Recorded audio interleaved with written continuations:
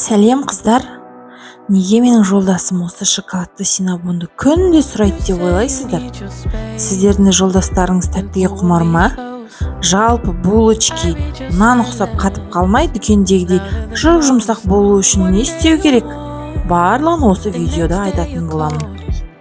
Пайдалы рецепттерді жоғалтып алмас үшін каналыма жазылып қойыңыздар. Ең алдымен қатты ыстық емес, қатты салқын емес, жылыдан сәл жоғары сүтімізге шекеріміз бен майымызды салып, жақсылап ерігенше араластырып аламыз. Жұмыртқамызды және ашытқымызды қосамыз. Қыздар, ашытқының міндетті түрде сапалысын алыңыздар. Уақыты өтіп кеткен, сроғы өтіп кеткен, көп тұрып қалған дрожбені жасасаңыздар ашытқымен, булочкаңыз нан ұқсап қалады. Осы бар сыры осында. Сапалы дрож пайдаланыңыздар. Ашытқының енді видеода көріп тұрғандай жақсылап ерігенше араластырып аласыздар. Ұнымызға тұзымызды қосамыз. Енді бағанағы сүтімізге үстіне ұнымызды аз-аздан қосып, жақсылап қолымызбен иілеп, жұмсақ қамыр шығарамыз. Қатты сұйықтау болып кетпеу керек, қатты болып кетпеу керек. Орташа жұмсақтықта әдемі болып шығады. Осы мен айтқан мөлшермен жасасаңыздар, сіздерде де міндетті түрде тура дүкендегідей булочки шығатынына сенімдімін. Менде де алдында булочкиларым нан ұқсап қатып қала беретін еді, бірақ осы әдісті үйреніп алып, қазір оңай жасайтын болдым. Міне қарасаңыздар, жарты сағат, бір сағаттың көлемінде 2 есе ұлғайып қамырым ашып шықты.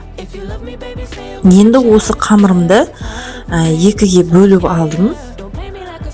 Екеуінде зуалап аласыздар, зуала қылып. Енді оқтаудың көмегімен 1 сантиметр қалыңдықта жайып аласыздар. Мен корица ұнатпаймын, сондықтан какао қостым. Егер какаомен қосып жасайтын болсаңыздар, тура шоколадтың дәмі шығады, өте керемет болып шығады. Енді осы жайылған қамырымыздың үстіне сары май жағасыздар. Мен қолдың майын пайдаландым. Енді өздеріңіз қалаған майды жаға берсеңіздер болады.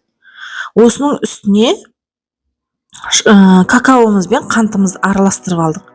Енді барлығын видеодағыдай сеуіп шығасыздар. Сіздерге бүкіл мөлшердің барлығын описание бөліміне жазып қоямын. Содан қарап, тура сол мөлшерде жасасаңыздар, сіздерде де керемет болып шығатынына сенемін. Енді осыны рулет қылып орап аламыз. Видеода көріп тұрғандай шет-шетін бәрін түйіп шығасыздар, ашылып кетпес үшін. Енді біреулер түймейде әшейін кесе береді, мен бірақ осылай жауып шығам. Маған осылай ыңғайлы. Енді өздеріңіздің қалауларыңыз бойынша жасасаңыздар болады. Пышақтың көмегімен немесе жіптің көмегімен кесіп аламыз.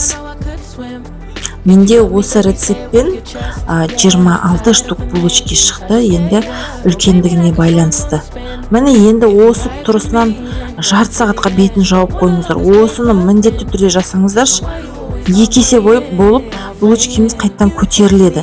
Бұны жасамасаңыздар, сіздерде міндетті түрде нанға ұқсап қатып қалады. Міне тура осылай 2 есе ұлғаю керек. Бетіне сүт жақсаңыздар да болады, мен сүт жақпаймын. Міне осымен дайын, жұмсақ мамықтай болып шығады. Суымай тұрып жесеңіздер де. Енді менің отбасыма қатты ұнағаны соншалық барлығын тауысып жеп қойды. Каналым ұнаса, видео ұнаса, сіздер де каналыма жазылып, осы рецептпен отбасыларыңыз қуантыңыздар.